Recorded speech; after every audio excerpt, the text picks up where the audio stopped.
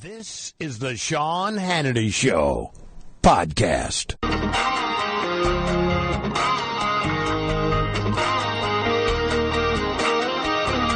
This is how we roll.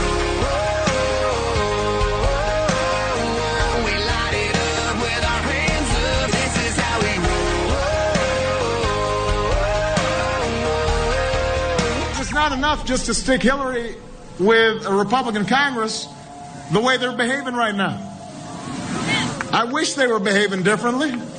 I've tried. I've reached out to them. We don't mind the Republicans joining us. They can come for the ride, but they got to sit in back.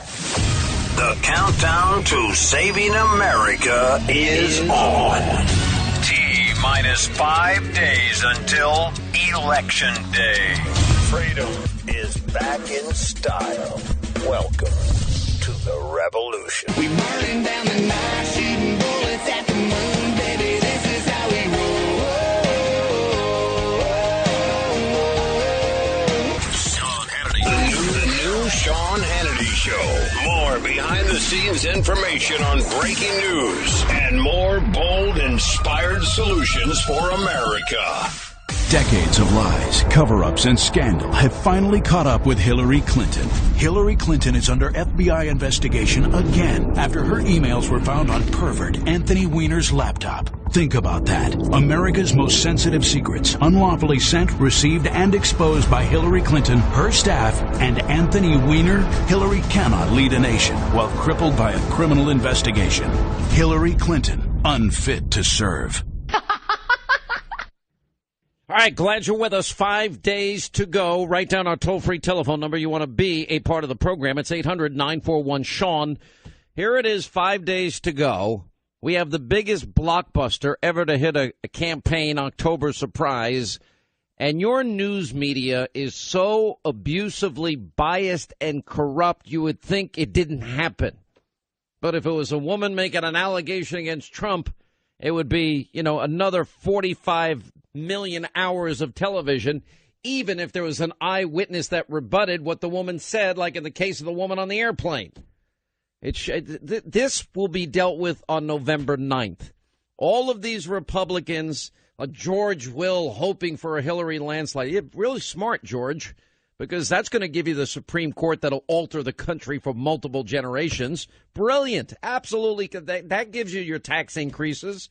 That gives you, your dependence are the lifeblood of our economy, energy on foreign sources. That gives you a president that's going to bring in refugees, people that grew up under cultures that directly contradict American constitutional values. That's going to be great. We'll keep open borders and people will cross and compete with the 95 million Americans out of the labor force that need work. And God forbid somebody comes in across the border that wants to kill Americans, which could very likely happen if it hasn't already. Great idea. This is all brilliant. We'll keep the same failed educational system, and you could sit there on your high and mighty principles and lecture us how that's a great thing. Unbelievable. If you don't know what has happened, I'm not surprised, because that means that you might be getting your news from sources other than talk radio, my show, and other shows on the Fox News channel. All credit to my friend and colleague Bret Baier, host of Special Report. And Bret Baier broke a blockbuster last night that should put in, you need to understand what's happening here. Why have I spent so much time playing James Comey being grilled by Trey Gowdy a couple of days after Comey let Hillary off the hook back in July? The reason is simple, because Trey Gowdy got James Comey to admit that Hillary violated the law with her illegal email server. Let me give you the new details, and that they should have gone forward. The only reason I am convinced, based on two separate bits of information that have come out now in the last 24 hours, the only reason you are getting to hear or know about these developments is because the FBI rank and file, special agents, people that work hard every day, dedicate themselves to the rule of law, protecting the homeland, keeping the country honest and safe and secure, have decided they cannot stand back or sit back any longer and they are now giving out the information that Comey himself clearly knew. What are Comey's, what is his justification for having ignored some of this? Why wouldn't Comey confirm when asked if there was an investigation into the Clinton Foundation and this pay-to-play scandal that we have given you all the intimate details of now for over a year? When we first interviewed Peter Schweitzer, his book, Clinton Cash, it's taken me a long time to absorb all of this, and this is what I do every day. But, we've got a situation here where the FBI is now beginning to reveal what they have. And the investigation into Hillary Clinton, the Clinton Foundation, the Clinton illegal server continues. And what we have now discovered is that they have an avalanche, their words, not mine, of evidence, especially as it relates to the Clinton Foundation and the email server scandal, that barring any obstruction of any way, meaning the Justice Department, isn't it interesting that the Justice Department, which we now know has been colluding with the Clinton campaign, as the State Department has been colluding with the Clinton campaign, giving them information and heads up that they otherwise would give nobody else, that they are now up to their eyeballs trying to protect Hillary Clinton and help elect her by hiding evidence and working to prevent the same rule of law that applies to everybody else from applying to her. But barring this, the agents investigating see otherwise, and that they are pledging to push to try and get an indictment because the evidence is so incontrovertible and so overwhelming. Now we're in a situation, for example, if you're Uma Abedin, well, Uma signed a separation agreement.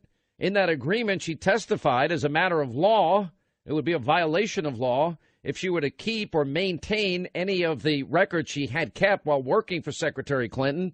Well, now, in fact, that information, each count would represent a felony and send her to jail. So one has to wonder if the FBI is going to get her to cooperate when she's facing a 30-plus year jail term, perhaps. And in this particular case, or is Anthony Weiner, is he going to talk because he's now facing potential counts in this, this scandal, disgusting scandal of him and his conversations with, young kids about his private parts, the pervert that he is. Anyway, so you got to understand what this is about. You've got separate sources now, all of whom have intimate knowledge of these two separate but yet one investigation, the Clinton email server scandal, Clinton Foundation, revealing in detail what's going on here.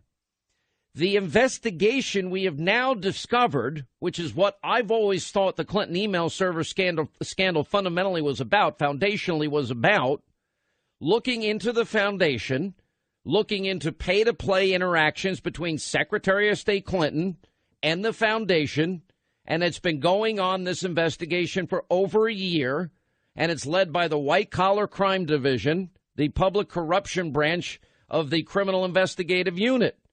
And the Clinton Foundation investigation is now taking what they are calling a very high priority.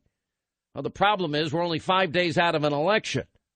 This will be an unmitigated disaster if she ever gets elected to be president. We have the agents now confirming that these interviews and re-interviews of multiple people on this foundation case, even before the WikiLeaks dump, what did I say the night that we learned that they reopened the investigation? I said this is definitely connected to WikiLeaks because WikiLeaks is filling in the blanks. WikiLeaks, probably they don't know everything Julian Assange and WikiLeaks is going to dump. And the FBI is scared to death that they're going to be exposed as having colluded and protected Hillary Clinton from crimes she otherwise would have been charged with. So now, even before the WikiLeaks dump, these agents had, quote, already collected a great deal of evidence. One source saying they have a lot of it. And, quote, there's an avalanche of new information coming in every day, some of it from WikiLeaks, some from new emails, like the ones that they'll be finding on Anthony Weiner and Uma Abedin's computer. The agents, quote, are actively and aggressively pursuing the case. They're going back and interviewing and re-interviewing some people for the third time.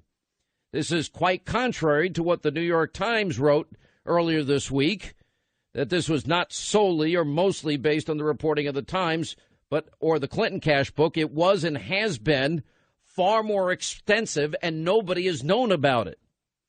Now, if you look at the FBI 302s and interviews of Clinton's and her top aides, now they're going back with all the new evidence that is unfolding before our eyes every day. They're looking at what they said, and the agents are going through what they've been told and what others have said and checking whether or not they lied to the FBI. What did Martha Stewart do? She lied about one case in jail, 1 year. There's this guy. I'm going to show you something on TV tonight that'll break your heart. We're going to have Christian Sausier's mother. We followed this case extensively. Took 6 pictures aboard his submarine while serving his country. He's now spending a year in jail. And by the way, as far as we know, none of the information, none of the pictures he took ended up in the hands of 5 foreign intelligence agencies like Hillary's emails have, which have been hacked, and now it's finally been confirmed. But back to our point. So also as part of the limited immunity deal, remember we were told that Cheryl Mills and Heather Samuelson, that they had reached a proffer agreement of some kind, maybe not a full immunity deal with Cheryl Mills and Heather Samuelson, and that, quote, the FBI had tentatively agreed, which was bizarre and unprecedented from my thinking, that they would destroy the laptops after a narrow review. Well, we're now told that agents said, no, they didn't destroy it. And those devices are being looked at and exploited and are in the FBI field office in Washington, D.C. And also it's been pointed out that any immunity deal could very likely be null and void if any subject had lied at any point during the investigation. All of these people now are up to their eyeballs in potential criminality and jail time. There is full, complete panic. I promise you. Hillary and Bill are panicked. Chelsea is in a panic. Podesta is in a panic. Cheryl Mills, a panic. Yuma Abedin, a panic. Anthony Weiner, panic. And everybody else involved, Brian Pagliano on down, all of these people that were, but remember, even the mishandling of classified information is a crime. Destruction of classified materials or devices is a crime. Remember, they smashed with a hammer 13, Blackberries, we are told. Hillary, saying that she never sent or received was always a lie, because we know of 2,093 emails classified as confidential or secret, have been discovered. That would have put any one of you or any other American in jail probably for a significant period of time. We know 193 emails, 81 separate email conversations that were classified at the time, or sent. They range from confidential, which is a problem in and of itself, top secret, and by the way, way above top secret classification, special access programs. Well, that's the highest national security priority classification we've got. And that they were discovered on these devices. And the worst part of all of this, remember when Director Comey came out on July 5th and he announced there is a possibility that Hillary's server was compromised. He did say that. People forget it. Well, now we're being told that, quote, there's almost a certainty that several foreign intelligence agencies hacked into the server, because authorities now believe that there's a 99% chance that up to 5 foreign intelligence agencies may have now accessed and taken Hillary's emails and broken into her server.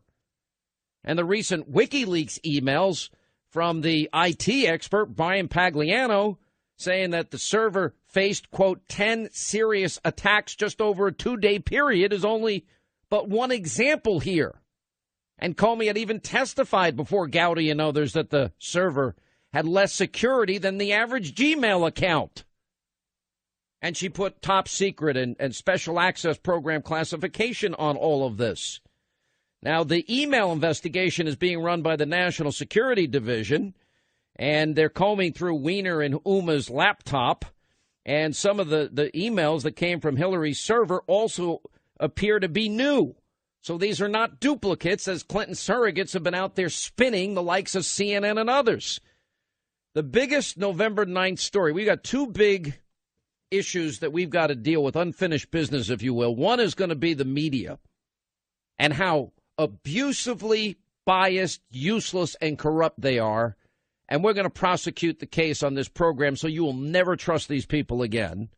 And the second one is how pathetic the Republican Party has been in their treatment of Donald Trump and their treatment of their nominee and their assist and how they will own any Hillary Clinton presidency if, God forbid, the country doesn't wake up and understand the severity of what I'm telling you here today. Now, we also say there's a consensus within the FBI that James Comey closed down the investigation too soon, considering everything they had.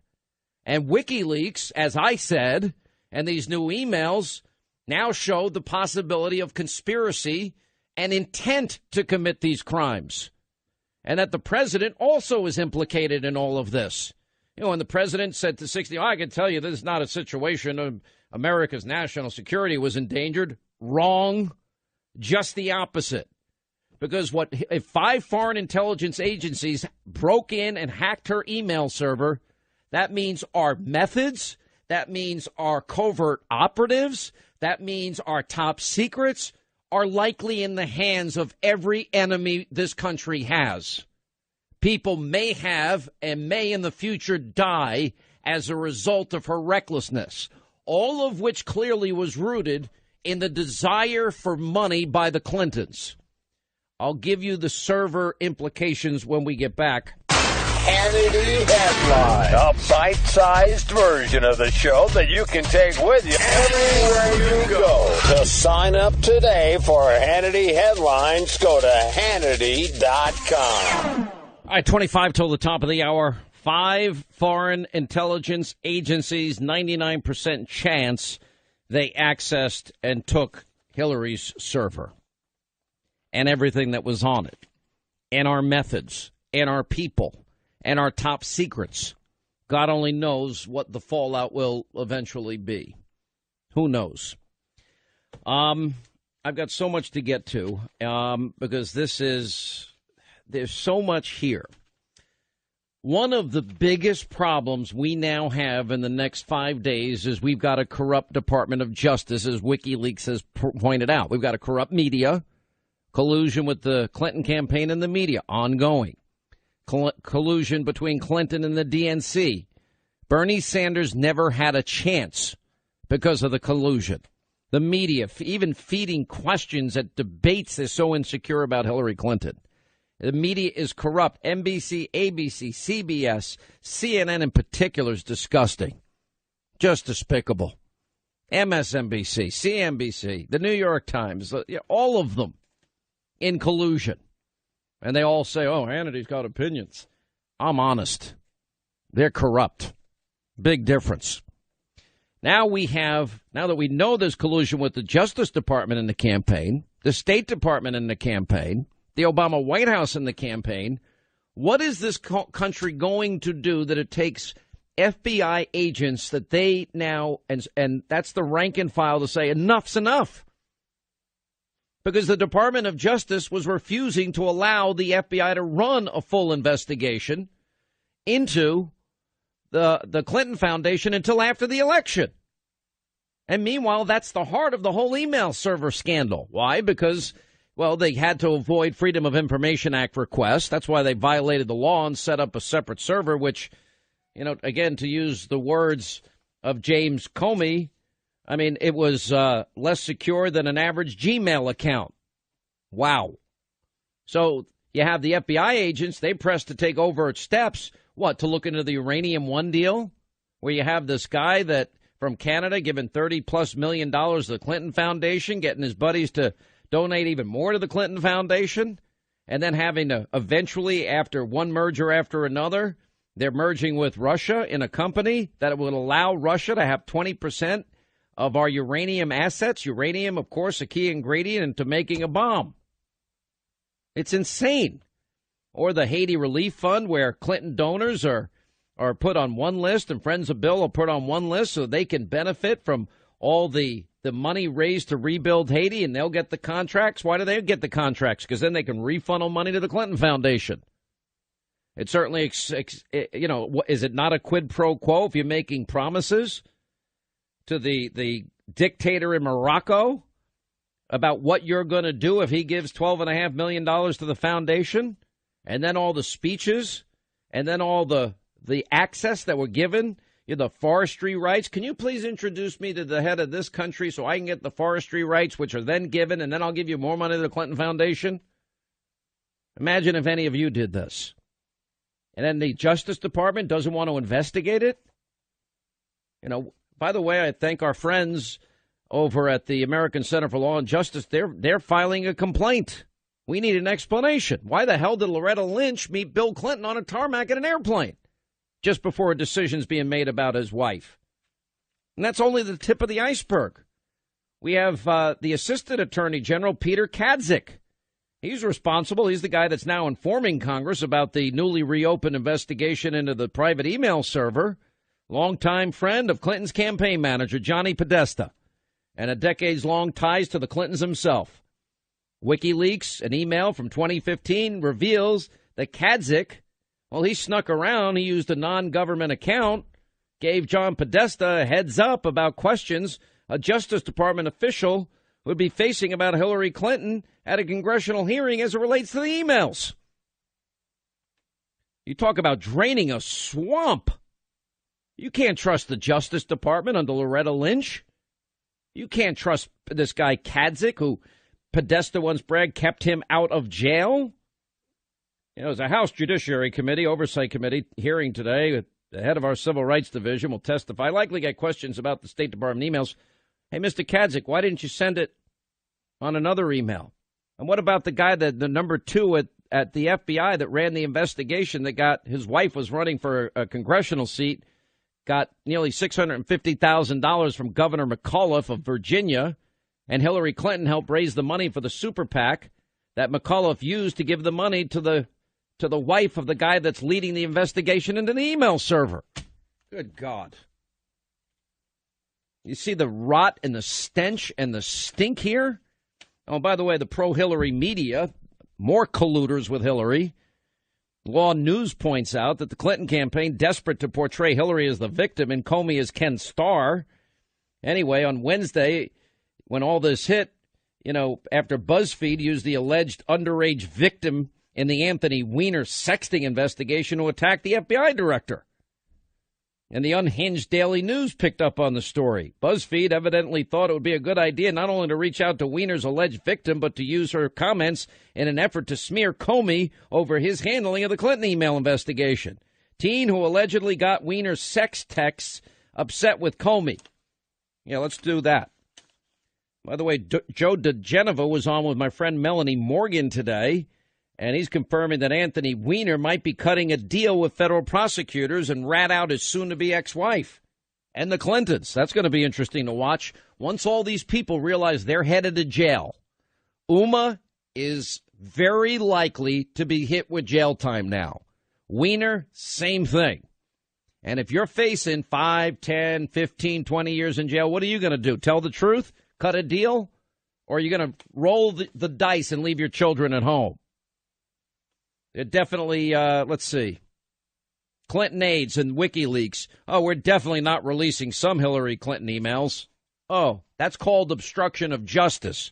All of those people are in trouble, too. Podesta, I hope you have a good lawyer. Cheryl Mills, I hope you have a good lawyer. All you other people working for Clinton, good luck to you. Brian Pagliano, you better hope your proffer agreement was very specific. By the way, there's a report, the Dallas Observer, that the Dallas IRS office is quietly determining the fate of the Clinton Foundation. Oh, finally the IRS might go after somebody who's not a conservative Tea Party member or talk show host or Donald Trump. Even campaign manager Mook for Hillary Clinton can't say for sure that Clinton didn't receive debate questions in advance. And Podesta's think tank took millions. This was in the Daily Caller from a nonprofit with Russian ties. And yet they keep blaming ties for Donald Trump that never existed with Vladimir Putin. You know, John Podesta even knew the danger and illegality of this. Now we got it on record because he talked about in 2008 encrypting sensitive emails. Apparently they didn't do it. And Hillary was plotting to rig the DNC long before she ever ran for office. And they did it. And they screwed Bernie Sanders supporters to the nth degree. These people, this is a crime family. This is RICO. This is the Lucchese family, the Gambino family, Bonanno family. This is it. The Clinton crime family. This is the Sopranos right in front of your very eyes. The corruption stinks to high heaven on every level. Now Obama's joining the act. He's now trashing Comey. Why? Because probably his ass is in a sling, too, considering he lied to the American. I first heard about it from the media. Well, that was a lie. All right, now let me go to the polls. Some good news if you're a Trump supporter, but I'm not a 270 yet, and I'm not going to lie to you. This is a very, very tough row to hoe for Donald Trump. Now, early voting in all the important states, North Carolina, even Virginia's looking pretty good. They all look pretty good. Republicans are up. Democrats are down. So that's all a good thing. If you want to look at the latest polls, you got in New Hampshire. Finally, this is a state Donald Trump must win. From my perspective, he's up 1 in the latest WBUR poll that is out today. Colorado, it's dead even. That's another state Donald Trump, I really think, needs to win. In Florida, you got 2 separate polls out there. One has Clinton +4, another has Trump +4. I don't know what to tell you about Florida. It's scaring the crap out of me as usual. Utah, it seems like Trump, hopefully the people of Utah understand that they can't be used to be a spoiler. So we got that out there. Ohio, Trump +5 in Quinnipiac. We got Clinton +6 in Wisconsin. That's not particularly good. You've got Florida, Trump +4. That's the one I was just telling you about. Nevada, I'm really happy about this one, Trump +6. You've got another Colorado poll, Clinton +3. That's Emerson. Arizona, Trump +5. He's got to win Arizona. North Carolina, you got a mix. You got Trump +7 and Clinton +3. I don't know what to make. Donald Trump must win the following states. And by the way, you got 2 New Hampshire polls. I'm sorry, 2 Pennsylvania polls, 1 Clinton +4, 1 Clinton +2. If Donald Trump can get Pennsylvania, it would be amazing. And Virginia's only Clinton +5. I wouldn't walk away from Virginia. Byron York did the best analysis of this. I'll use his. And what he rightly points out is that, yes, the polls are tightening. And I'll give you some other, for example, the IDP poll, the most accurate poll, has Trump up 3 today. We have Trump +3 on Rasmussen today. We have Trump, I think, +5 LA Times poll today. Trump +1 in New Hampshire today. Hillary's obviously losing ground in every battleground state, but, you know, this, until the votes are counted, there's also a collapse, clearly, of black support in key battleground states. Even Obama said it. And I don't see why, after the 8 years of failure of Obama, that anybody would want to be near him. But anyway, so we have that out there, too. But let me give you the real deal analysis of how Donald Trump can be the president and how he could lose. Pay attention, because this is very, very important. And by the way, if you want some background, Byron did a really good job on the national polls on election eve. The Real Clear Politics average in national polls had Obama over Romney by 0.7. Obama won by 3.9, a 4-point difference. The second caution is state polls. Trump's path to 270 electoral votes is so narrow that he will have to hit these must-win states early on election night. If he doesn't prevail there, he's not going to be the president. I cannot tell you today who's going to win this election, but I want you to know what's at stake here. I am telling you, with all the information we now have, if Hillary Clinton is elected, she, in the best case scenario, will be paralyzed with investigation and corruption up to her eyeballs. The nation will be paralyzed. Nothing will be accomplished. Worst case and more likely scenario, she will not serve out her 4 years. That, to me, would be the most likely scenario. And the country will be at each other's throats, and a constitutional crisis will ensue. So the clearest way for Donald Trump to get to 270 is simple. Win all the states that Romney won in 2012. That gets him only 206 of the 270 needed electoral votes. I think he will win Iowa. That gets him to 212. Then he's got to win Florida. Florida, he can't win without you. Southwest Florida, I'm looking at numbers that show Southwest Florida voting is low. If you're listening to our affiliate, Fox News Radio 92.5, we need you to get to the polls. Fort Myers and Naples, get there. Because you got to ring up the total for the more liberal parts of Florida, like the east coast of Florida. You know, where liberals from New York and New Jersey and Illinois and elsewhere in California, they all go to the east coast of Florida, and then they take their bad liberal policies that destroyed the states they left with them. If you're in the Panhandle, I-4 corridor, you need to get out and vote for Trump. Right now, Trump is leading by 0.6 Real Clear Politics average. At this point in 2012, Romney led Obama 1.2 points. And Obama won the state by 0.9. That's a warning about the polls. Now, if Trump wins Florida and he takes Iowa and he wins every state that Romney won, that would get him to 240 electoral votes. But he can't win the presidency without Ohio. And right now he's up in Ohio by about 4 or 5 points. But, you know, on this date, Obama led Romney by 2.3 points in Ohio, and he won by more, by 3. The polls were wrong again. So if Trump wins Ohio and gets those 18 electoral votes, he's at 259. We need 11 more electoral votes, electoral college votes. Now, again, he's already won all of Romney's states. And by the way, that includes North Carolina. North Carolina's tight. You know, they're tied now in North Carolina. That's not a joke. North Carolina, Florida, Ohio, New Hampshire, Colorado, Nevada, Arizona, you guys are key. Anyway, if Trump doesn't win North Carolina, he's still at 244. If he wins North Carolina, he's at 259. But anyway, then we've got 20 electoral votes in Pennsylvania. It's always been a tease state for national elections. That would solve his problem. But if he wins Florida, Ohio, Iowa, North Carolina, and Pennsylvania would solve the problem for everybody.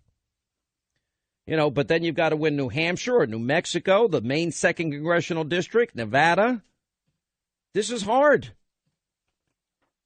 That's what's at stake here, or the country's going to be paralyzed. And the media is not telling you the whole story that I just told you about how deep this corruption is. The FBI is not giving up. This is going to be a constitutional crisis if she wins.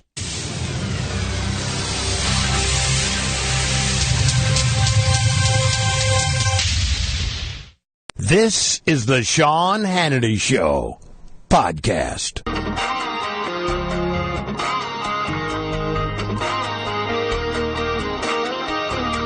This is how we roll. We light it up with our hands up. This is how we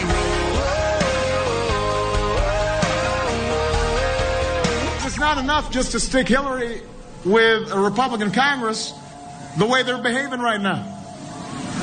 I wish they were behaving differently. I've tried. I've reached out to them. We don't mind the Republicans joining us. They can come for the ride, but they got to sit in back. The countdown to saving America is on.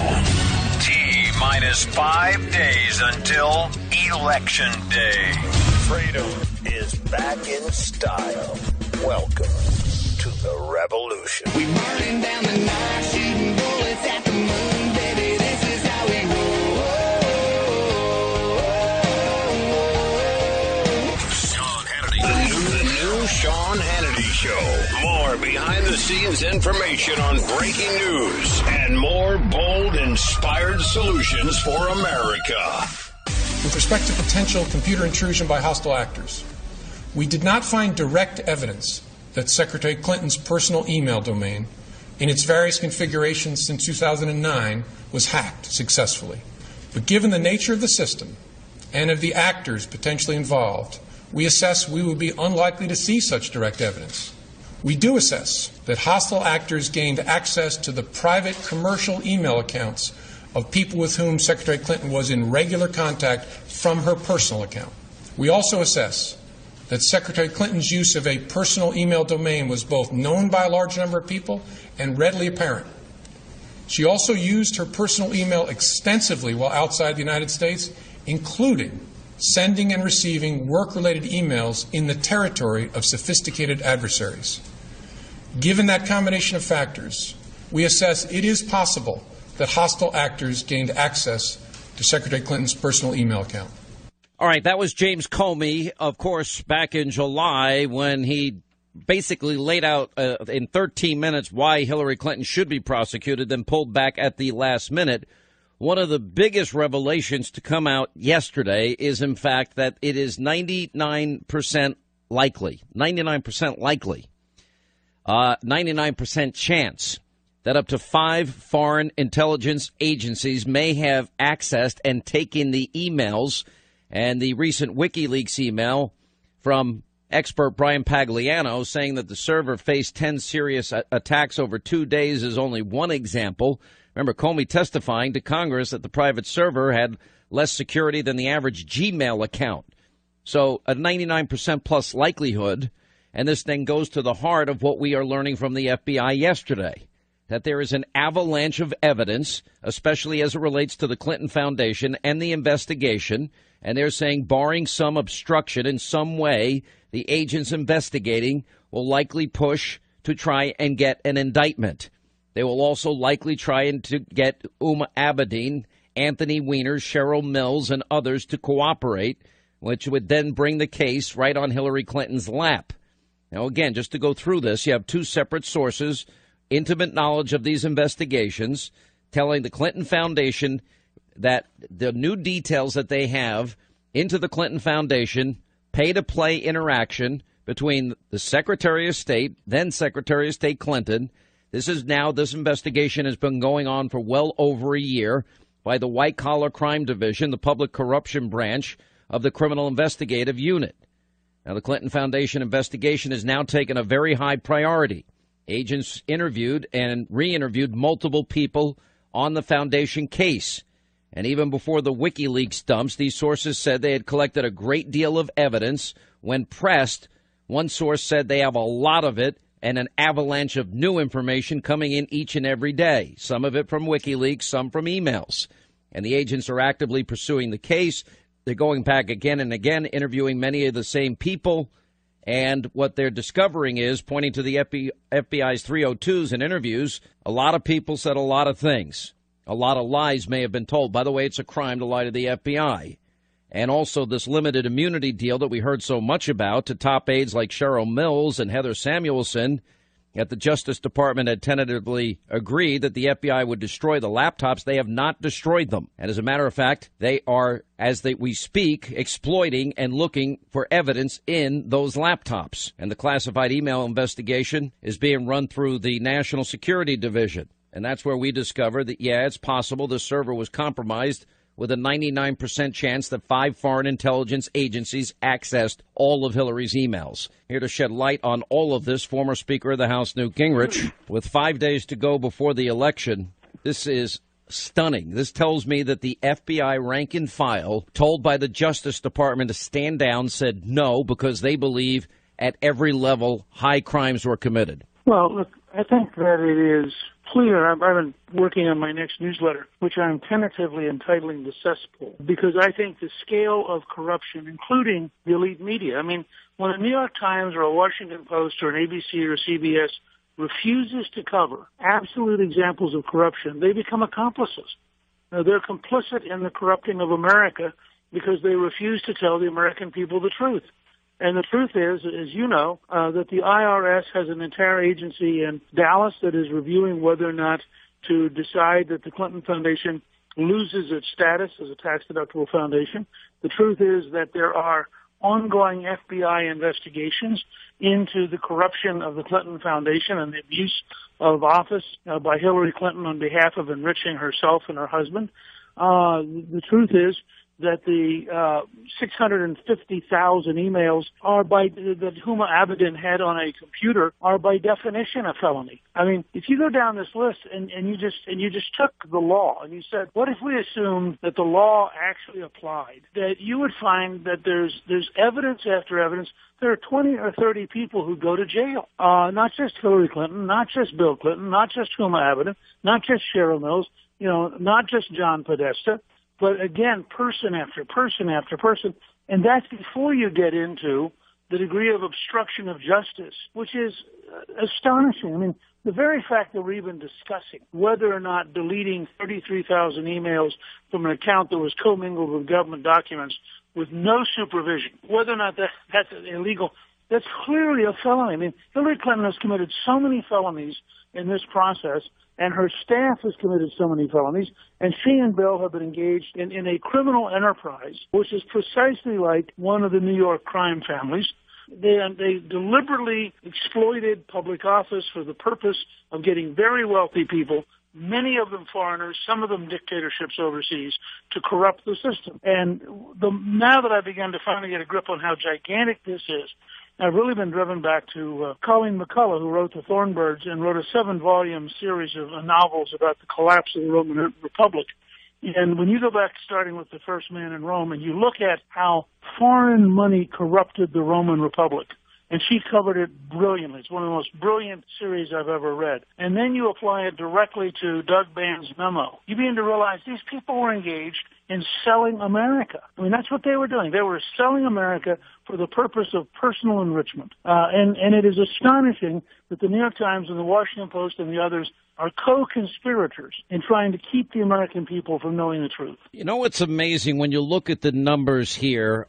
There's a story. We're actually going to show a video on Hannity tonight that was put together by my radio, and Lauren in particular works on my radio show. And, there's this one particular guy that worked in the Navy. He was on a submarine, and this one particular guy took 6 pictures in the submarine. He has a wife and children, and he's going to jail, and he has 1 year in jail for taking 6 pictures in a submarine because it was not secure. It was top secret. We know as it relates to the Clintons, 2,093 emails, State Department emails, classified as confidential or secret, were discovered so far. 193 emails, 81 separate email conversations, classified at the time, ranging from confidential to top secret to the highest level, which is special access program. 68 of the 81 email chains remain classified today. 8 were top secret, 37 secret, 36 confidential, 7 special access programs. 3 were sensitive compartmentalized information. 36 were not for releasing to foreign governments. That means if this is right, and it's a 99% certainty that 5 foreign intelligence agencies hacked them, that means our methods, our top security clearances, our people that are out in the field were likely compromised. I mean, the level of damage here is incalculable. Well, that's right. And remember, that's why part of what makes this so hard to piece together is you have a national security component, which is just totally outrageous. I mean, every person who has ever served in the military, the Central Intelligence Agency, the State Department, the National Security Agency, all of these people know that what she did on the national security front, in and of itself, is absolutely, totally intolerable, unpatriotic, undermining America, putting Americans at risk, and helping our enemies. Now, I don't think she did it deliberately. I'm not suggesting that she set out to help our enemies, but the net effect of her behavior made life a heck of a lot easier for our enemies because she was, as you point out, we now finally have been told, at least 5 major countries probably hacked into her account. Well, this is just, and it's not because they're that clever, it's because she was that stupid. It's almost mind-boggling to imagine that we have this much corruption, this much scandal, this much total lack of obeying the law, all wrapped up in a presidential candidate. There are so many people. Huma Abedin signed a separation agreement when she left the State Department saying under the penalty of law that she had handed over all of the emails, all materials that she had as somebody that worked for Hillary in that capacity. Now she is facing, wouldn't she be facing on every single one of these emails a potential felony? Isn't she Well, I potentially was hoping facing? the next time you had Rudy on, since he's a prosecuting attorney and I'm just a historian, I would be very curious. Yeah, you're just a minor historian, former Speaker of the House, brought Republicans to power for the first time in 40 years. You're not. Listen, you're lower than a talk show host. That's all there is to it. I know. Listen, I am a mere shadow compared to your greatness. But anyway, my point was, look, he's a professional prosecutor. He did this for a living and was very, very good at it. I would be very curious. I know he thinks that there are 8 or 10 or 12 different statutes that were violated, but I'd be curious if he was putting a case together, how many counts would he have? I mean, I know the answer to your question because I haven't talked to him since this, but he'll be on Hannity tonight. And he was up to 16 plus felony investigations when you start adding conspiracy and actual violations of the law. Look, this is what nobody seems to understand. The mishandling. If you're reckless in your handling of classified materials, that is in and of itself a crime. If you destroy classified materials, that is a crime. They took a hammer to 13 electronic devices, phones, and BlackBerries and busted them up with a hammer. They bleach bit 33,000 emails, pretty much the equivalent of acid washing them away, as Trey Gowdy said, so God couldn't find them. Well, but what I want you to ask him, you can say I asked you because I'm not smart enough to know the answer. If he were putting together the prosecution case to take to a jury, how many of these would turn into a count? Is each deletion a count, or is the act of deletion one count for all 32,000? What they'd end up doing, probably end up getting concurrent sentences on the whole deal. All right, let me ask you before we go. And by the way, Newt's new book is now a bestseller, and tomorrow you're going to be at Anderson's Bookshop in, I believe, Illinois, correct? Yeah, Cliff and I'll be at Anderson's Bookstore in Napierville, just part suburb of Chicago, tomorrow night at 7. Okay. And then we're both going to be at the La Crosse Barnes & Noble at 2 o'clock on Saturday. And frankly, because of the many friends you have and the many listeners you have, every one of our signings has been amazing. And I think we're also going to try to work it out so I think you're at your 10th reprinting, which is a pretty staggering number. That's terrific. Very encouraging. How does this all impact the election in the time we have left? Well, I'd be much more confident if the elite media were actually willing to cover it. But my sense is every time you turn around, they're losing ground. I was in southwest Missouri 2 days ago. Clearly, Trump is gaining and widening his margin. I was in Denver yesterday. That state's now even. He was down 4 or 5 2 weeks ago. I'm out here now in Las Vegas. I'll have a better sense later on today about how it's going here. I'll be in Chicago tomorrow. Nobody expects him to carry Illinois. But I think he's gaining ground virtually everywhere. And as you and I have discussed, part of what this means is he starts putting states into play that nobody expected. I think they're down to a 3-point margin in Michigan. And so I think every time we turn around, there are new opportunities for him to find more votes. The report out of New Hampshire was very positive. Kelly Ayotte, I think, is up by 6. He's up by 6, and he's up by 1. No, there's one poll that has him tied today, and one poll in New Hampshire that has Trump up by 1. That's the WBUR poll. Look, I'll tell you where my head is on this. With just 5 days to go, I don't see 270 yet on paper, and you keep telling me I don't need to see it. Well, I mean, it'd be nice for you to see it, but my point is, if he keeps gaining momentum at this rate, the 270 will show up. It just may not be the places people expected. I mean, I looked at one analysis today that lists Ohio is still undecided. I think he's up 6 points in Ohio. I talked to Rob Portman yesterday. Senator Portman is absolutely confident he's going to win probably by 12 to 15, and Trump's going to win by 6 to 8. And yet the media keeps listing Ohio as so when they tell you how many electoral votes Trump has, they don't count Ohio. I've got to run, but I'm more worried about Florida as usual. Florida is the biggest pain. My adopted state now is the biggest pain in my neck. You know what? There's all these New Yorkers and New Jersey people move down there, and they bring their bad liberal policies with them. No. That's part of the problem. Part of Florida, I just talked to Matt Towery, who knows Florida intimately. The place you should worry about is where you go, because people like Neil Bortz have decided they're never Trumpers. We are weaker in Southwest Florida than we should be. And if I were putting resources in, I'd put them into Southwest Florida, Fort Myers, and Naples, because we have a number of our friends who still don't get it, that putting Hillary Clinton as the most corrupt candidate in American history in the White House. I'll go down there. I'm going to hold Neil Bortz up by his feet until he gives in. So I'll take care of that myself. There you go. All right. Thank you, Mr. Speaker.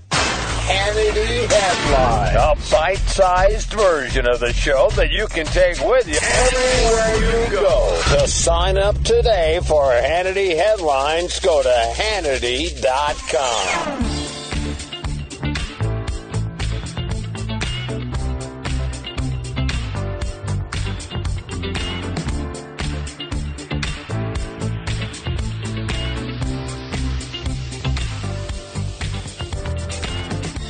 gives you the latest breaking news when he hits the air. This is the Sean Hannity Show.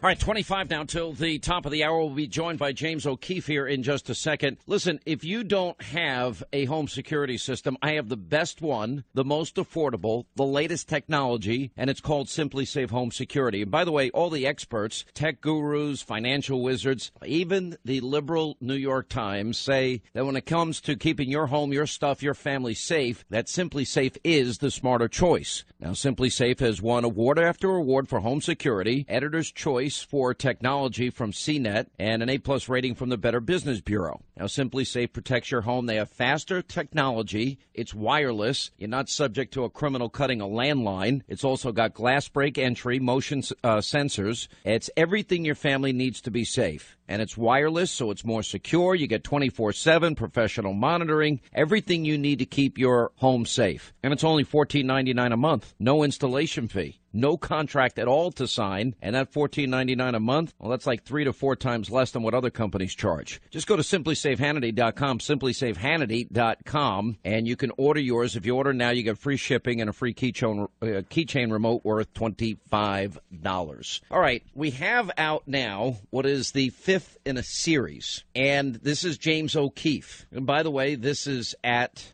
in North Carolina. If Donald Trump can't be president, in my view, without Florida, Ohio, North Carolina, Iowa. Nevada's not far behind. But in their 5th in a series of videos that they have released, you have a top Democratic donor caught on tape disparaging African Americans at a fundraiser for North Carolina U.S. Senate candidate Deborah Ross. In the video, this Ross donor expresses his opinion about black people who vote for Republicans by comparing them to Nazis, and then uses the phrase, quote, blacks are seriously F-word in the head. Listen. You know the Sandra Commando?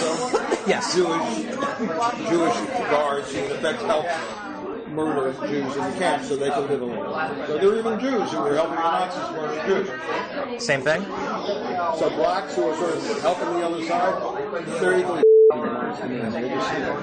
really helping the enemy who will destroy them. Maybe thinking that if I help them, it'll be different, and maybe I'll get off okay, or somehow I'll save my race by looking for the murderers. That blacks are seriously effed in the head. Unbelievable, and compared to Nazis. Now, I have made this case. Donald Trump is the only Republican I can remember that says, you've got to pay attention. Is black America better off after 8 liberal, radical years of Barack Obama? Well, no, they're not, because 58%, we've seen an increase of black Americans on food stamps, a 20% increase black Americans out of the labor force. And you have every example that we keep giving you, that every 4 years, every 2 years, the Democratic Party goes into black neighborhoods and they demand that people go out and vote for them, and they make all sorts of promises. But where are the worst schools in America, in inner city America? What has the Democratic Party brought to the black community that is helping them? Where are the jobs for kids in black communities? 60% of black teens can't get a summer job anymore. And on top of that, we are burdening their children, their grandchildren, every American with debt that they probably will never, ever be able to pay back. So they make the promises every 4 years, but then we discover a little something happens. It's this phenomenon that I call going into black preacher mode. Hillary Clinton goes before a predominantly black audience. Her tone, her delivery, her cadence, her pitch, everything about her, the way she talks to black Americans changes. Al Gore, it's the same thing. Here's Hillary. I don't feel no ways tired. I don't feel no ways tired. I come too far from where I started from. Nobody told me that the road would be easy. I don't believe he brought me this far to leave me.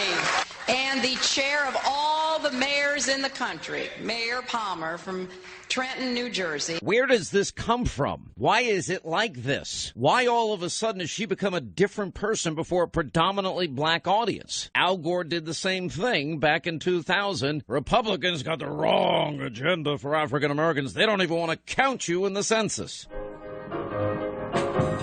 And the glory of the Lord shall be revealed. Stand with me for the economic empowerment that is the next great civil rights frontier. And the glory of the Lord shall be revealed. Don't tell me we live in a colorblind society. The Republicans know that theirs is the wrong agenda for African Americans. That's why they don't even want to count you in the census. All right, so we've chronicled this. 1998, the Missouri radio ad that says that if you elect Republicans, black churches are going to burn. George W. Bush, remember the tragic murder of James Byrd? He supported the death penalty for James Byrd. That didn't stop the NAACP ad from coming out saying, using the daughter of James Byrd, it's like my father was killed all over again because George Bush didn't support hate crimes legislation. No, he just supported the death penalty for the people that did this. It happens every election cycle.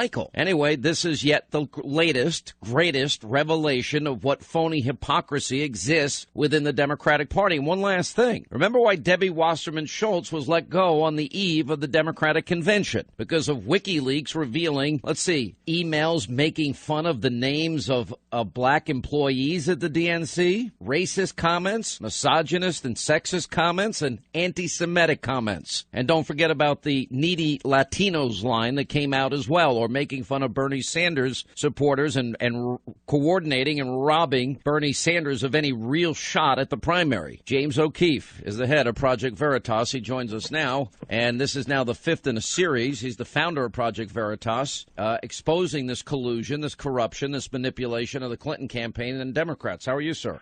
Hey, Sean. Thanks for having me on again. Well, I wanted to lay down that history because it really, your video just goes to the heart of an argument I have made for many years on this program. Yes, this is the top Democratic donor inside the fundraiser.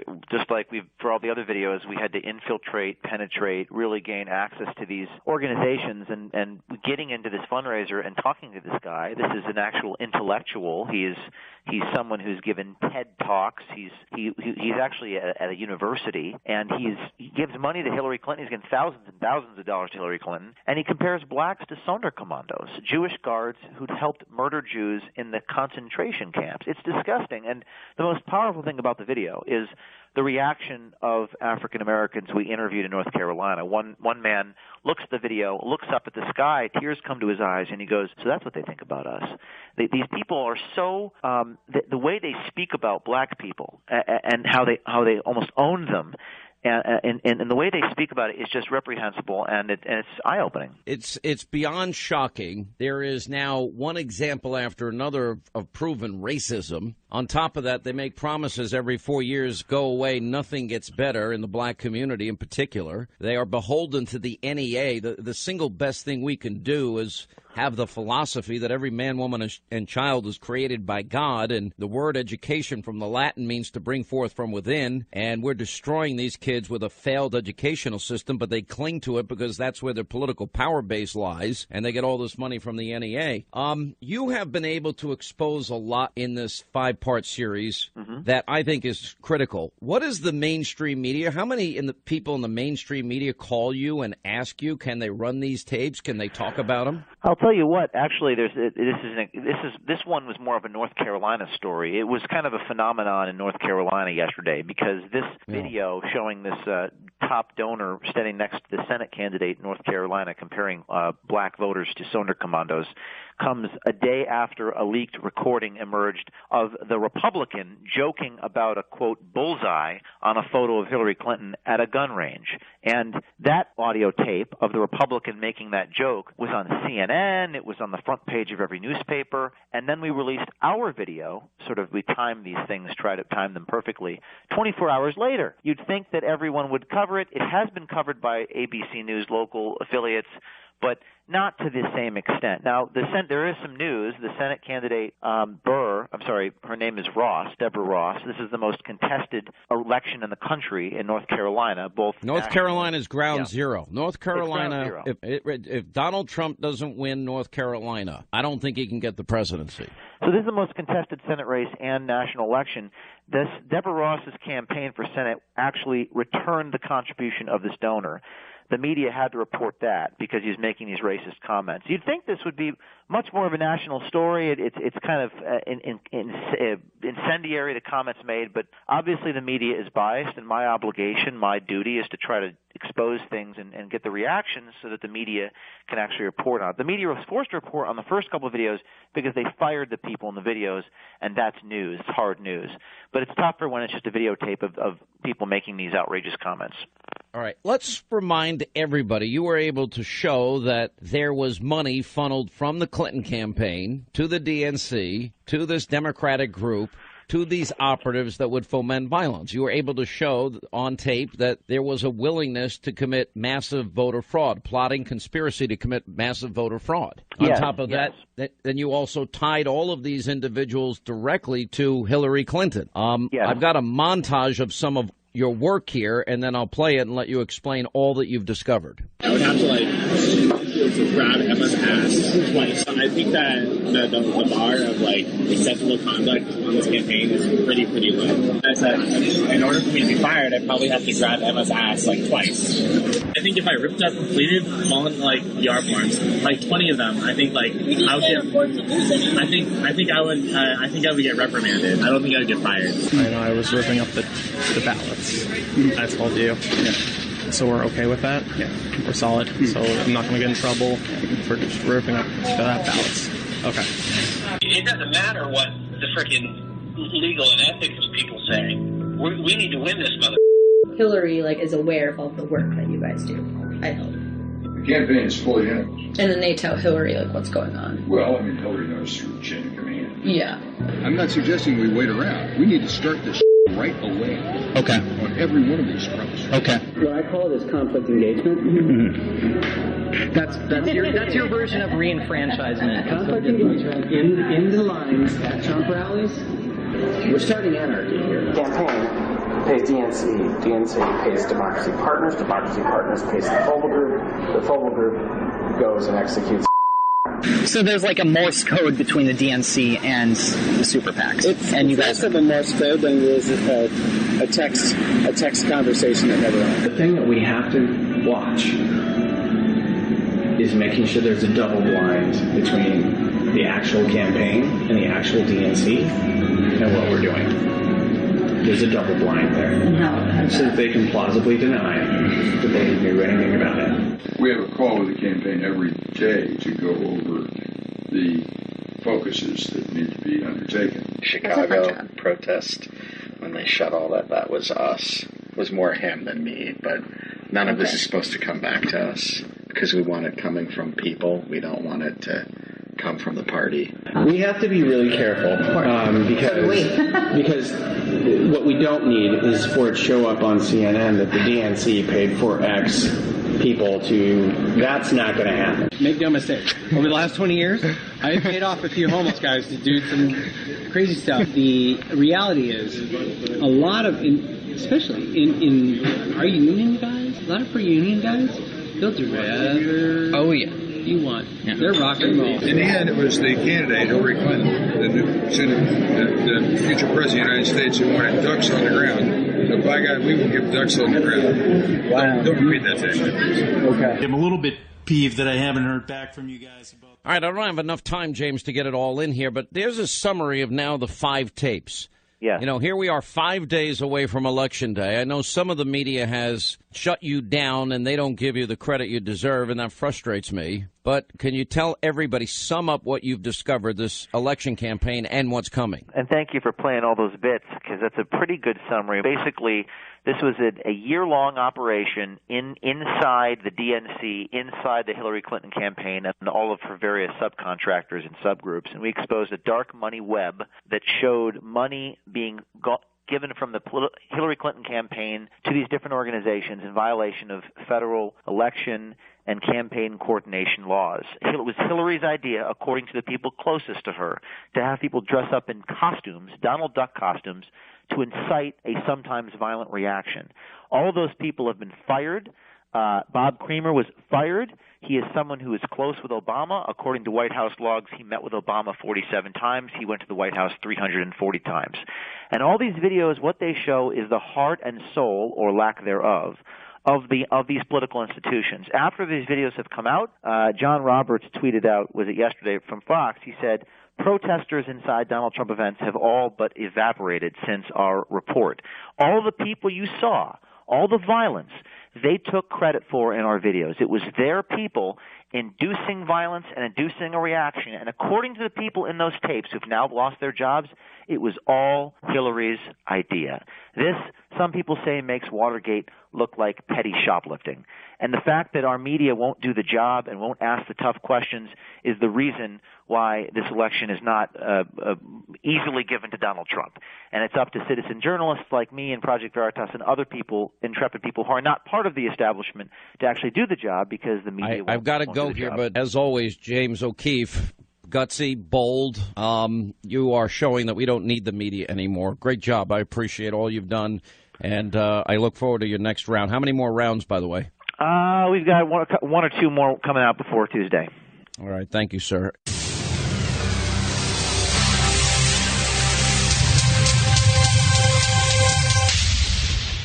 This is the Sean Hannity Show podcast.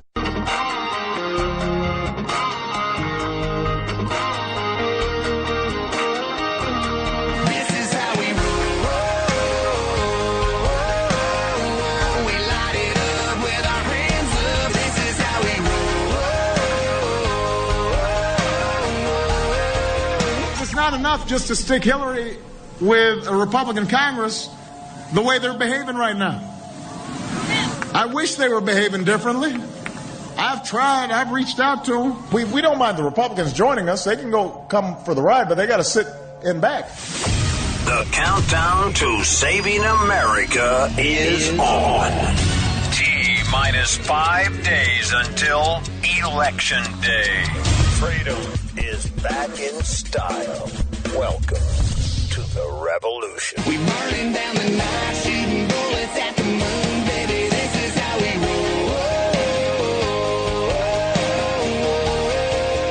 Sean Hannity. The new Sean Hannity Show. More behind-the-scenes information on breaking news and more bold, inspired solutions for America. Stay right here for our final news roundup and information overload. Fox News has a report out that the FBI is expanding its investigation and looking at possible overlap between the Clinton Foundation, your role as Secretary of State, and whether there's any public corruption involved. What is your comment on that? Is that story true? Absolutely not. It's an unsourced, irresponsible claim that has no basis, and it is something that really is without merit and should not have any influence whatsoever in this nominating process. And to clarify, the report is without merit, that you have heard nothing from the FBI investigators that they're looking into that area. No, there's nothing like that is happening. No. I saw it as I was coming in myself, and it was quite, unexpected and unfounded. But you haven't commented on it yet. No, I just did, I guess, didn't I? Yes. 99% chance 5 foreign intelligence agencies access my emails.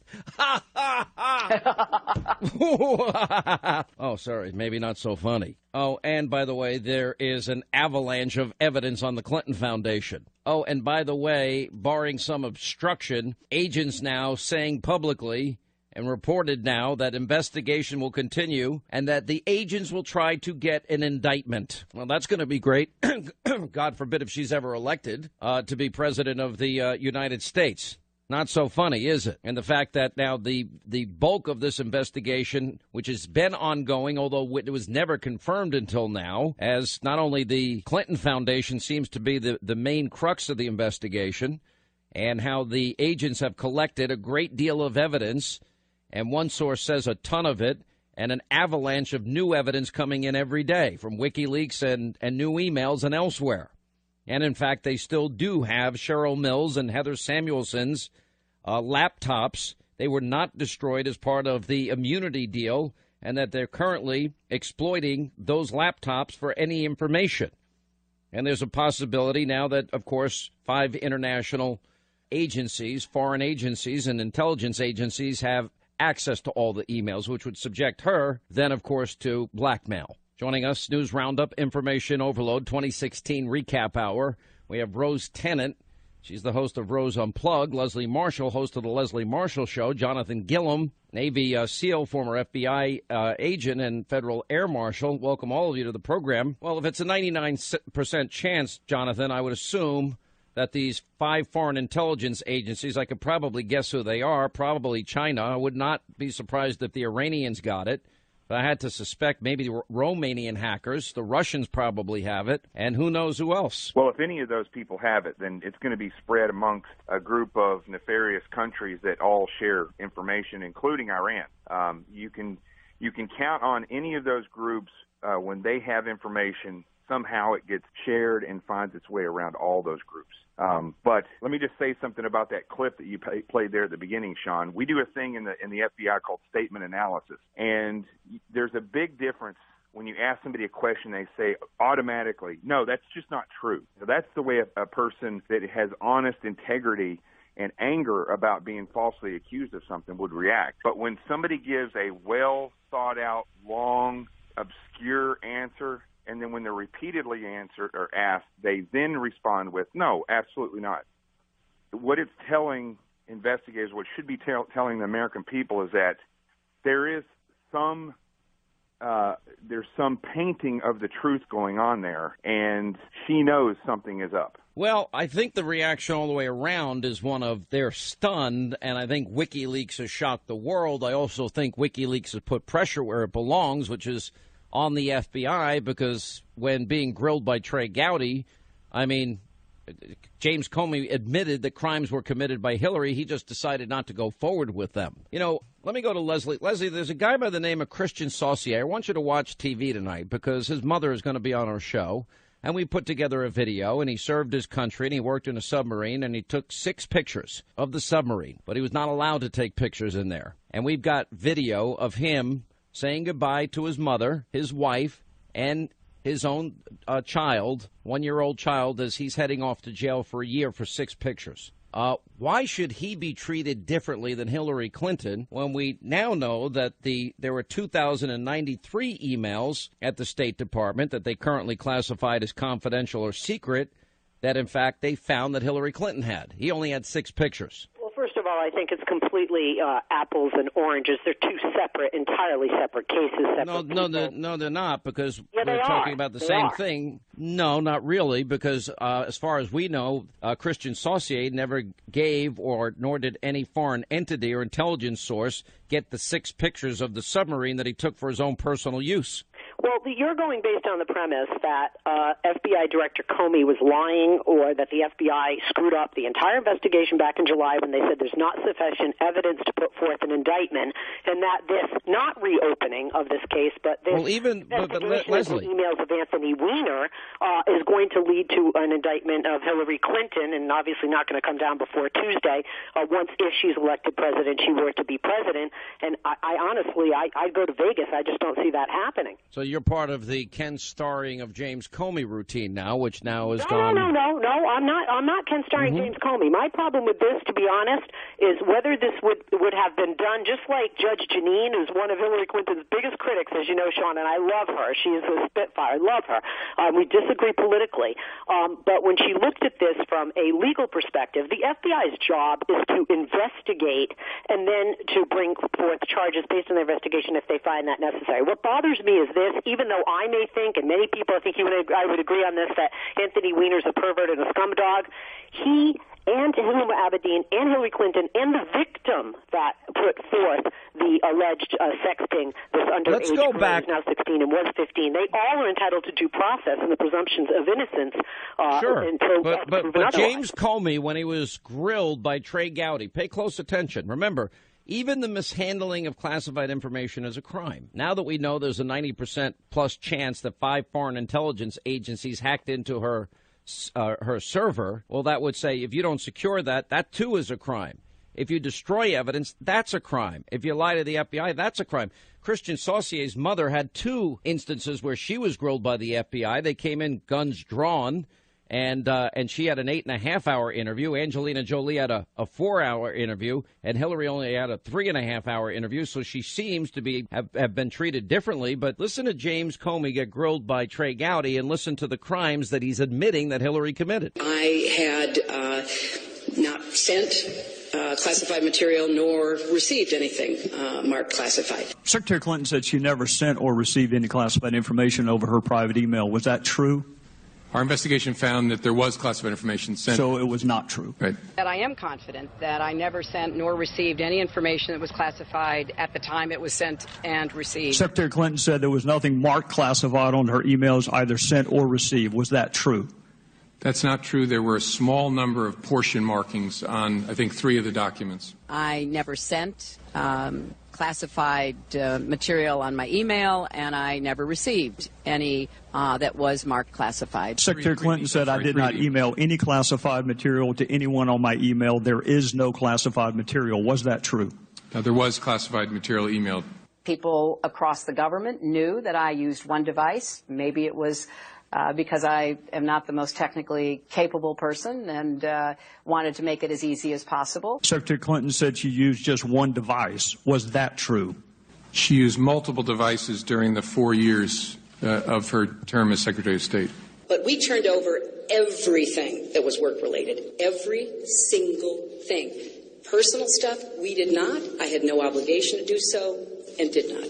Secretary Clinton said all work-related emails were returned to the State Department. Was that true?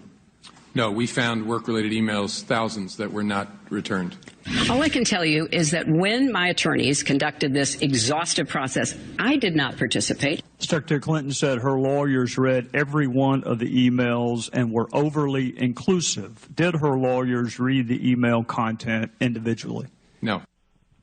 Back then, Rose Tennant, James Comey admitted she mishandled classified information. That is a crime. She sent and received classified materials. That is a crime. She also destroyed classified evidence through destroying these things with a hammer and deleting 33,000 emails. And then to just make pretty damn sure they're gone, they used bleach pit and pretty much acid washed the computer. Not with a cloth, with bleach pit. So he's admitting she committed crimes there. Now the crux of this investigation is gone beyond that, now that we know foreign intelligence agencies hacked into her email server. And what was this all about? It seems to be about the Clinton Foundation and a pay-to-play scheme that was facilitated at a very high level. Right. Going back almost a year ago, I think it's interesting that they started the investigation because of what they had read in Peter Schweitzer's Clinton Cash book. But, it's been said, you'll hear people say that there wasn't sufficient evidence. But you know what? I would suggest that that's not true. FBI agents knew that there was sufficient evidence. The FBI is who put pressure on the FBI, if you will. Those agents have a job to protect us and to protect this nation through investigations from criminals and criminal activity. And they're passionate about their job. They wouldn't take that job if they weren't. They are passionate about discovering the truth. And these FBI agents, I have to tell you, Sean, we talked about this morning, of course, on my show. And my audience, just through phone calls and emails afterwards, they were both impressed and encouraged by the FBI agents who wouldn't let this go. I mean, they knew they shouldn't let it go. And as a result, they didn't destroy the laptops. They kept it as possible evidence in the future. I mean, they did a superb job, and they gave us confidence once again in the agency, because there are good men and women who work for the FBI. Now, and to say that, I think Leslie said something about they had to investigate and bring forth charges. Well, you know what? Those agents did investigate, and they wanted to bring forth charges, and Comey did not allow that to happen. That's why there were at least 100 letters of resignation sitting on Comey's desk. That's why when Comey would walk through the hallways, people would turn their head. When he would greet them, they wouldn't respond. Those agents were doing their job, and they were discouraged, enough so that they were willing to resign over that. And I'm so impressed with them, and that gives me hope. It really does, in my audience as well. The fact that they're saying that they're going to pursue this, whether she wins or loses, tells me, I mean, it's obvious what's happened here, Leslie, and that is that the FBI rank and file feel that she was given an accommodation far beyond that which any other civilian would get. And she saw the political protection the absolute corruption in this, and the agents stood up and said, no, we're going to let the American people know the truth here. Now, the question is, first of if all, if she had protection from Comey, I think last Friday proves that to be false. Second of all, if we're no, because you're forgetting the intervening events. She was pressured. Comey was pressured by rank and file that were threatening to resign, and an outright rebellion was about to emerge in spite of pressure from the Justice Department and Comey to try and keep a lid on her crimes. If you believe that the FBI and Comey, who's going to risk a 10-year secure job and career and is a registered Republican, is going to protect either Hillary Clinton or Donald Trump, I'm sorry, I just don't think anybody loves a candidate that much, Sean. Secondly, with regard to the testimony on the emails, if you remember, in specific, Comey said 3 emails had portion markings on them, indicating that they were classified, not properly marked, and therefore could have been missed by Clinton. He said the emails were marked as classified with the letter C in the body of the email, and Kirby said the State But she didn't know what Department C was, but it didn't have an A or B. She thought it was alphabetical, and it didn't have a D, and it didn't have an X, Y, and Z either. Sean, can I say something about this? At least two of those emails were mistakenly marked as confidential, according to Kirby. Okay, I just gave you the numbers. Your numbers are wrong, but Jonathan, get the last word. You know, I'm glad Leslie said this, and Leslie, I have great respect for you. But here's the thing. When you're read into a classified element within the government, you don't have to have a marking on a piece of paper to know that that's classified. And that's where people are making the big mistake here and where the press is getting it wrong. If she has any information on her computer that is classified, then she is breaking a law. It's called gross negligence. And that is if they don't prove criminal intent that they did that on purpose. But there does not have to be a marking on that. Even if she goes and writes it down on a piece of paper and hands it to somebody else, she is discussing classified information that is so top secret that very few people can see this, and people can actually die if that information gets out. So that's something that people have to understand. Because methods and people and methods and security secrets were clearly hijacked. Our great fears have been realized here. All right, I've got to run. Thank you all for being with us. Hannity Headline, a bite-sized version of the show that you can take with you everywhere you go. To sign up today for Hannity Headlines, go to Hannity.com.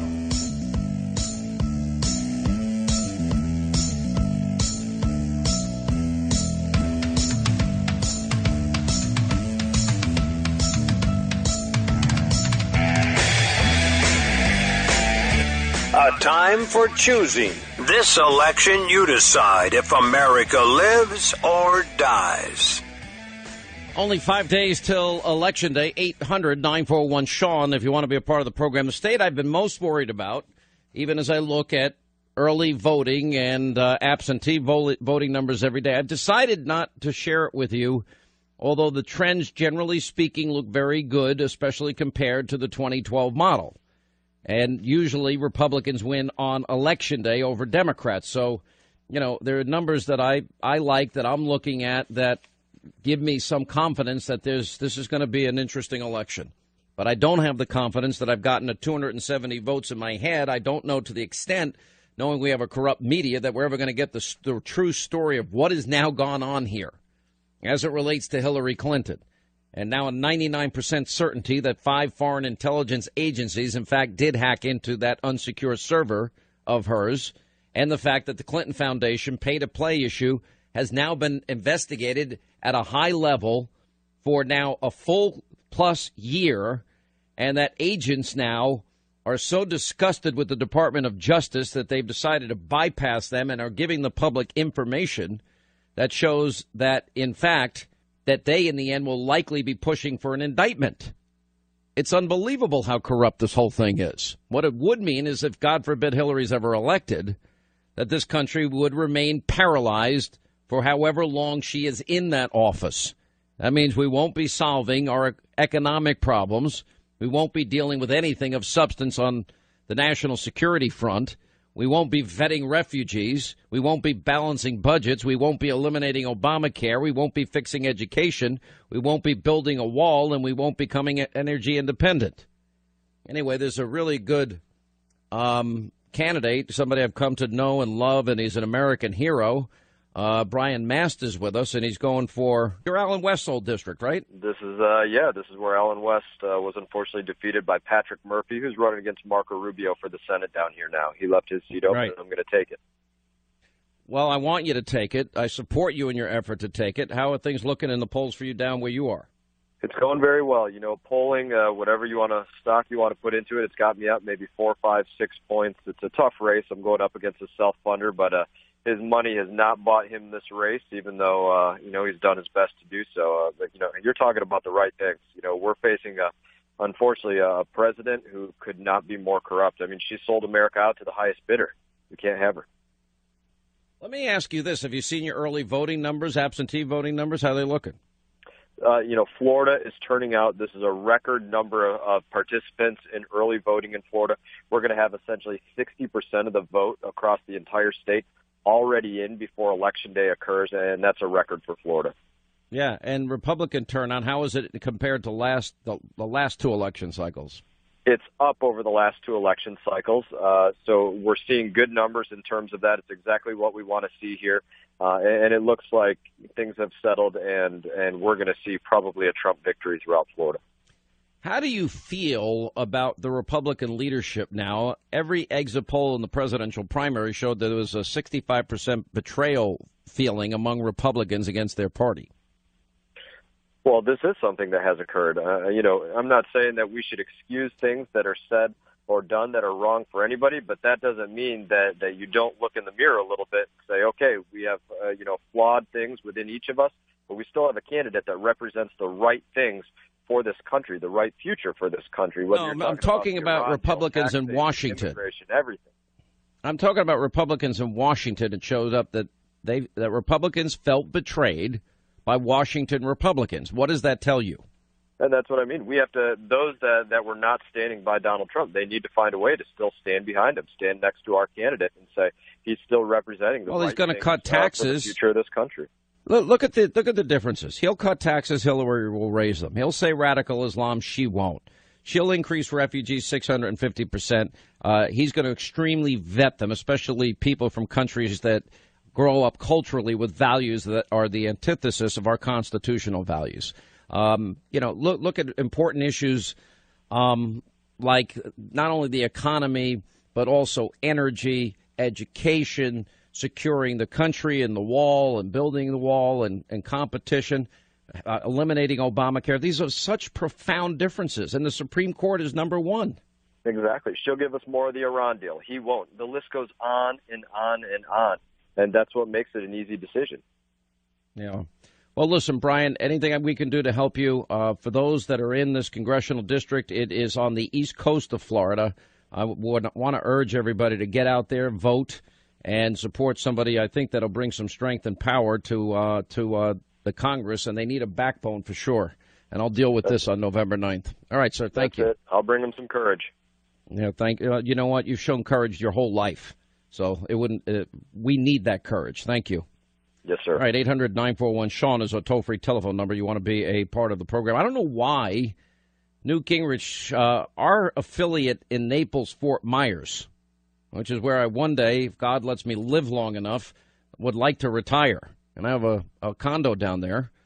And I don't know why early voting numbers in Collier, Lee counties are not as good as they should be. So if you're listening to Fox News Radio 92.5 and you have not yet gone out to vote, you need to get out there. I mean, this is a county literally that needs to overwhelm and make up for some of the more liberal parts of the state.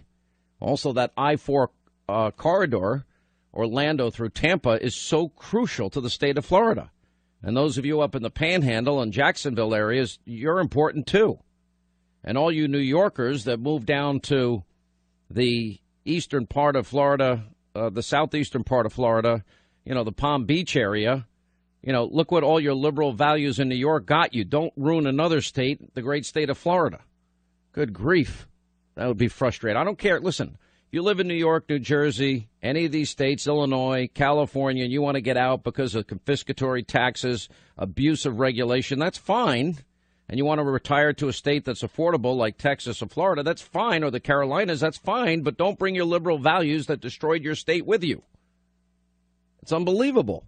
You know, well, we destroyed one state, now let's retire and go destroy another. After all, we have to move out because we can't afford to live in the state that we grew up in. And that happens all the time. Linda's shaking her head. Yeah, am I right? If you come from a liberal state and you've always voted liberal, California, Illinois, New York, New Jersey, okay, then you're saying, I can't afford to live here anymore. The taxes are too high. I'm going to be on a limited income, a fixed income. So, I think I'll go to the Carolinas. I think I'll go to Texas. I think I'll go to Florida. Fine, but don't bring the same voting patterns with you that destroyed the state you're coming from.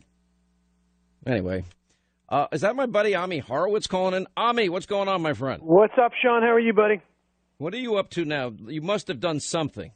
I did, but a nice, safe and sound video. I always had the feeling that liberal elites had disdain and hatred for their own constituency, particularly the black people. So I went to Berkeley, California, and I asked liberals there, what's wrong with voter ID laws? And their answers, which should shock every single black person who's looking to vote for Hillary Clinton today. Every single person said they're not smart enough to get on the internet and to renew it. They can't find the DMVs. They don't carry IDs. The amount of disdain and hatred they had for their own constituency was disgusting. Then I went to Harlem and I asked black people what they think about these white people, and they were shocked. They couldn't believe it. They couldn't believe the way they were looked at by the people that they're looking to support politically. And it should be a message to all black people. They should not be supporting any Democrats at all. All right, let's play what you got here. I'm Ami Horowitz, and I'm here in Berkeley, California, to find out if voter ID laws suppress the black vote. Do you have an opinion on voter ID laws? Yeah, they're usually pretty racist, and they're bad. I think voter ID laws are a way to perpetuate racism. Type of people don't live in areas with easy access to DMVs or other places where they can get identification. You can always get IDs you do over the internet. You think that's harder for black people to go online? Well, I feel like they don't have the knowledge of how it works. For most of the communities, they don't really know what is out there just because they're not aware or they're not informed. I also think there's a repression of black voting with how if you're a convicted felon, you're not allowed to vote and everything. And when you look at swing states like Florida, that's a huge population of the African Americans. Now I'm here in East Harlem to ask black people their thoughts on what you just heard. Do you have ID normally? You carry ID around? Yes, I have state ID. Do you carry ID? Yes, I do. Do you know any black person who doesn't carry ID? No. Everyone that I know has an ID. Why would they think we don't have ID? That's a lie. Why would they say that? Do you have ID? Yes. Because I have my ID and my friends have their ID, so we know what we need to carry around. Everybody that I know have ID. That's one of the things you need to walk around with New York with, ID. Do you know any black adult who does not have ID? No, I don't. Is it a weird thing to even say that? Yes, it is. What is this, some type of trick candy cameras? I know, right? That's the only thing I brought with me. Those are legit IDs. I heard a lot also that black people can't figure out how to get to the DMV. Really? What does that say to you? I know it's on 25th Street. Do you know where the DMV is around you? It's on 125th Street and 3rd Avenue, I believe. You know how to get there? Yeah. Did you have a problem getting there if you had to get there? No. I know these sound like silly questions. You know how to get to the DMV? Of course. You know where it is? Yes. You can get there? Uh-huh. No problem. No problem. Just checking. Okay. And I also heard a lot that black people, especially poor black people, have no access to the internet, can't figure out how to use the internet. That's just stupidity, honestly. Everybody has access to the internet. Even a little kid can figure out how to work the internet. I had access to the internet for years. You know how to use it properly, right? Exactly. I do it at work. So, of course, I know how to use it. My kids know how to use it. They all have iPads, iPods, whatever. Your phone has data? Mm-hmm. You can actually unlimited. Unlimited data. Mm-hmm. I use my phone as a hotspot. What does that say to you for the people who have this perception of black people? They're pretty much ignorant. That's why my thought process on it. I just think that's ignorant. Ignorant. That's the word I'm hearing a lot. Ignorant. It's very, very ignorant. Does it sound racist for somebody to say that? I think it is a little racist because, you're putting people in a category and you have no idea what you're talking about.